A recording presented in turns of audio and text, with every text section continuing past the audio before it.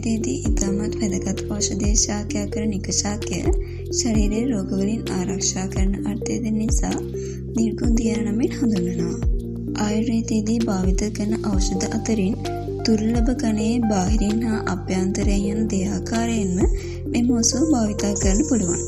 මේක ප්‍රධාන වශයෙන් වර්ග දෙකක් තියෙනවා. එකක් සුදු මල් සහිත වර්ගයේ හෙවත් සින්දුවාර, අනෙක දම් හෝ නිල් මල් සහිත පුෂ්පයේ පුෂ්පනීලිකා වෙනවා. මේක ඉන්දියාව, බංගලාදේශය, පිලිපීනය, ජපානය, චීනය සහ ශ්‍රී ලංකාව වගේ රටවල දැක ගන්න පුළුවන්. මෙහි පත්‍ර ආවේනික සුගන්ධයක් පවතින අතරම තද කොළ පැහැයකින් යුක්ත වෙනවා. හැබැයි නිල් මල් හට ගන්නා ශාකයේ ඈතට පේන්නේ දම් පාටට.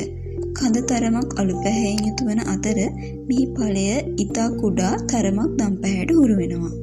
ආයුර්වේදයේදී මෙම ශාකයේ සෑම අංගයක්ම ඖෂධ විදියට භාවිත කරනවා. මෙහි ඇති ප්‍රධානතම ගුණයක් වෙන්නේ වේදනානාශක ගුණය. ඒ වගේම ප්‍රදාහනාශක ගුණයක් පවතිනවා.